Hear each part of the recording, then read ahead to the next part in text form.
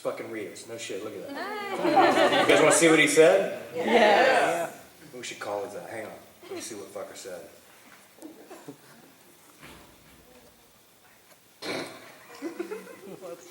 I can't share that.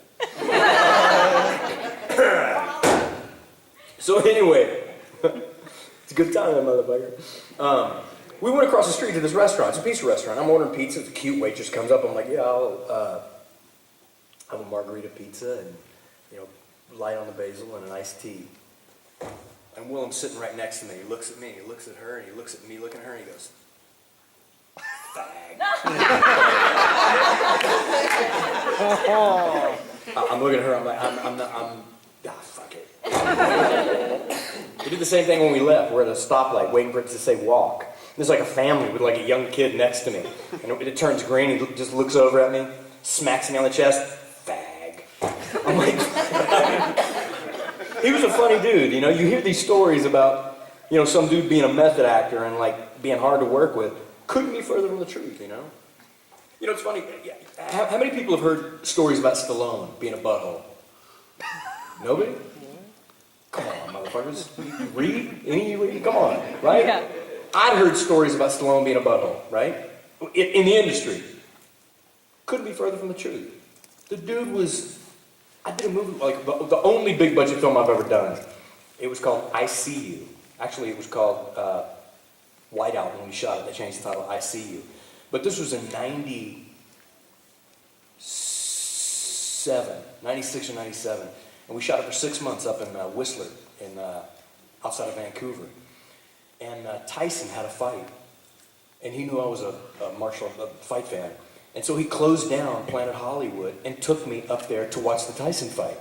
And then my best friend, T, I'm like, oh shit, I was just so tripped out. I'm like, would you call my best friend and tell him and he's like, hey T, it's Rocky, I'm watching Tyson with your... I was like, who fucking does that? He made a phone call, it's Rocky to my best... You know what I mean? It's like, you hear those stories, but... And I heard the same thing with Willem, like he's a real difficult actor. Couldn't have been further from the truth. The cat was golden. He's golden. Yes. You're in a movie with Dean Cain. Is he a jerk or is he a really likable guy? That's a dick. I'm just kidding. You happen to hit on one of the most genuinely nice cats in Hollywood. And I say that unreserved and almost unparalleled. That dude is golden. He's one of the most genuinely nice humans I've come across, not just in the industry, in general. He's a gem. He is. He is. He sits my ass down as far as being nice and just a good dude. I fuck around too much, so.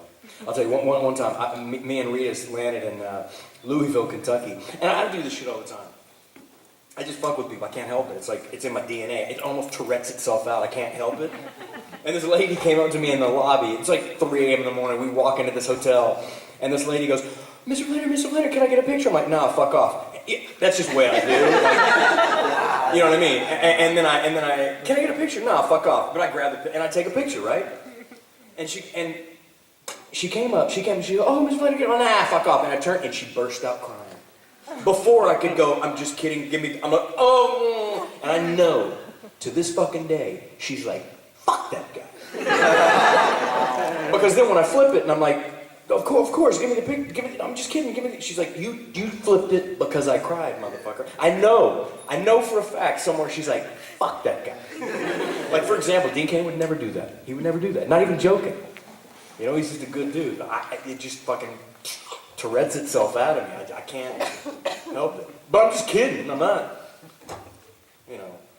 It haunts me to this day. Because when you saw her face, she went from Mr. Flanery to like, I was like, no! And I just knew everything that she thought about me dissolved in a millisecond. It haunts me to this day. I mean, I don't lose sleep over it, but it kind of bums me out. Yes, Mama. Sean, when's the next portion of Shine Until Tomorrow going to come out? Are you working on that? The blog. Yes, please. And tell people what it is if they don't already know what it is. Oh, it's a blog. I write a blog. Words You know what I mean? Everybody's got a blog nowadays, don't they? Everybody's got something to say. They're all pretty much garbage. Like, Maybe mine is too. I don't know. like, Yes, sir. So, aside from the career and everything, you mentioned that your granddad is like one of your favorite persons. Can you tell us why? Yeah, but not before I finish answering her question. But I'll get back to you, homie. So my blog is called shineuntiltomorrow.com. You can check it out. I share some stories about me and Regis, what we get up to, and some other things. Some other topics that are fairly hotly contested. Some of the comments I get on there, by the way, just so everybody knows, I approve the nice ones, but I know like how vicious and supporting my fans can be. So when people are like, "You should die in a fire of AIDS," you know, I don't approve that just because it has your email address. So like my fans that support me be like, "Fuck you," you know, and they'll attack that person. So. But it's interesting. That's been an interesting experiment for me, and really what led to me writing the book. But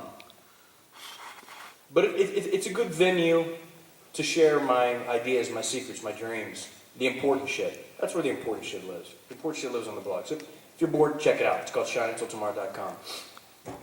Now, my granddaddy, one of the most influential people on the planet, for me, as far as who I turned out to be. Not saying that's good or bad, but if you want a roadmap, you know, like he always said, you know, your dad came from my balls and you came from his. True, you know.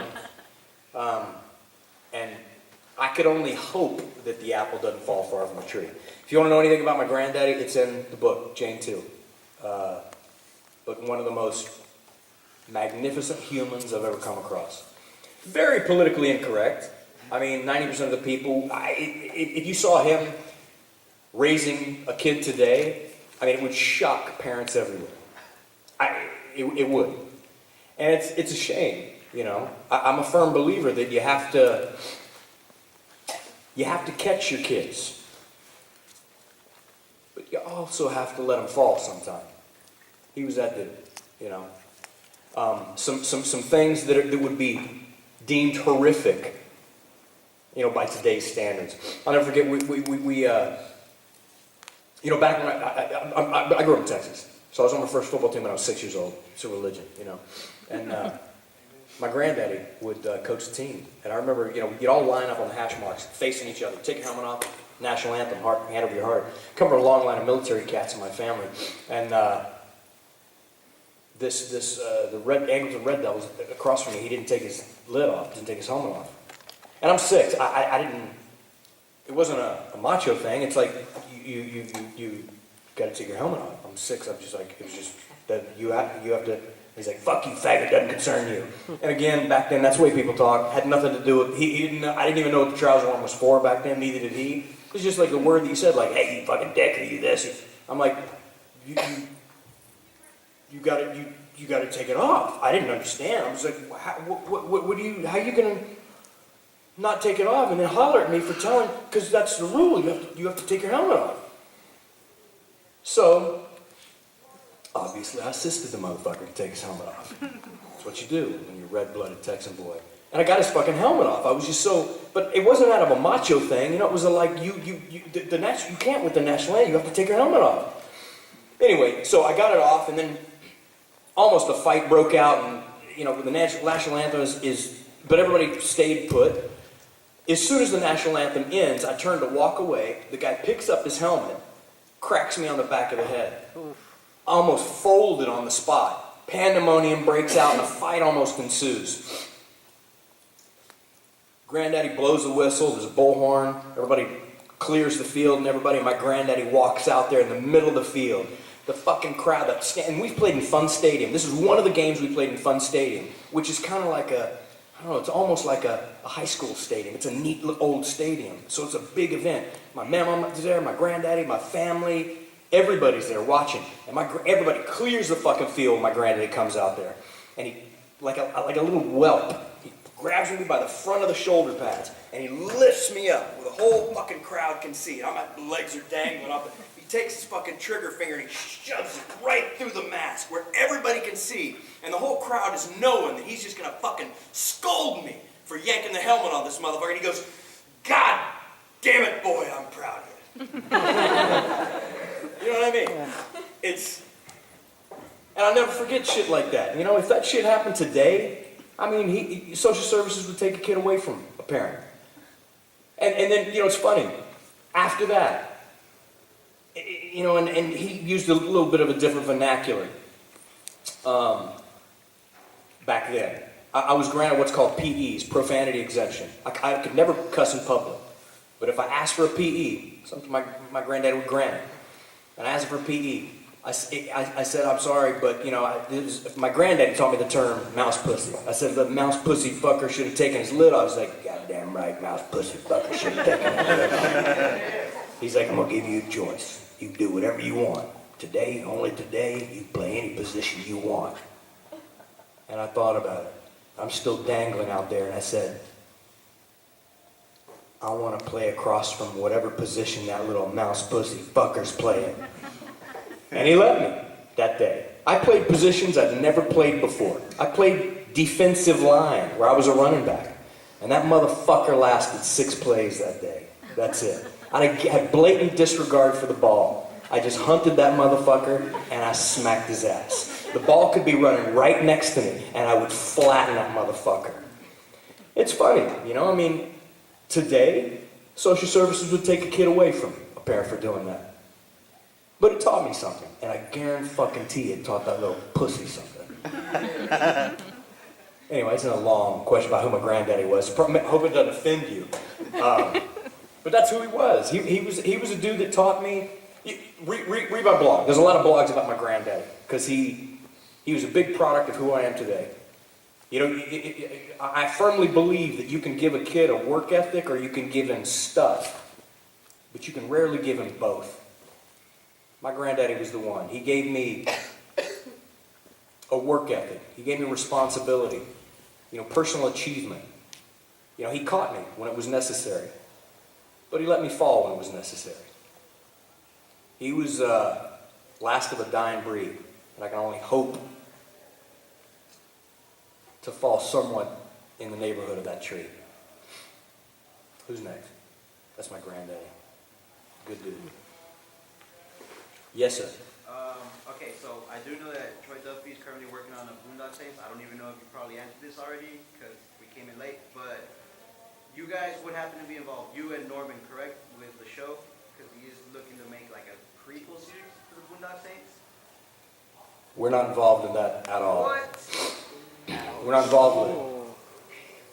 You know, he just released a sort of a crowdfunding thing, and that was just what Rita sent me. He sent me a link to something to check out. Neither one of us had any idea about this announcement. No idea. It's we found out about it as you guys found out about it. I did. You know, it's There's two. What's He that? did the one with Rocco, which was the crowdfunding thing, and then he said Boondocks 3 is coming. Yeah. He did 2 announcements.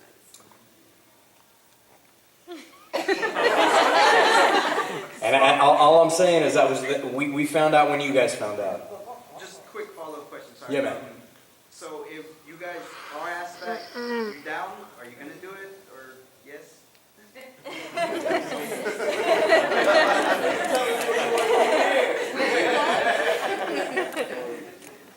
You know, look, it's a special place in my life and Rita's life, you know. But these things need to be navigated carefully. You know, it's a special moment in our creative history, you know. And it's different when you read about something online that you haven't discussed or been privy to. It's just different. It's just different. I'm not saying something can't happen, but you know, it's like, what's your name? Hiram. What is it? Hiram. Hiram. Hey, tonight Hiram is going to be performing on stage at the Hilton. you're like, really? You know what I mean? It's just, communication's important for any relationship. And we've got zero on that. That's, hate to throw that out there, but, we're not asking fans for any dough online. And that's just, I don't know if you guys checked out, raise your hand if you checked out that crowdfunding thing. I watched Rocco. Did you see the link to, we didn't, that's a different thing, I'd love to give you guys some footage and stuff to watch, but I'm not asking any of y'all to pay for it. Just me, Who else? Yes? Any future projects you're most excited for? Nah, I'm not excited about any shit. I'm excited for every future project. In this industry, I'm excited for every future project. Because I've had real jobs, and they suck. Once you've been employed in this industry, real work, a job to me, by definition, is something that you would never fucking do unless a motherfucker pays you. That's what a job is, right? I mean, otherwise it's not really a job. If you do it without being compensated, it's not really a job. It's like something you'd elect to do. Well, this is the most sought after industry known to man. More people want to be actors than want to be president of the United States. You know what I mean? They pay you an exorbitant amount of exotic currency and treat you as royalty. I mean, I worked for Atlas Van Lines. I slugged couches on my shoulder. I dug ditches before. Plumbing, French drains and ditches. No one ever stopped and said, hey, good job with that fucking ditch, brother.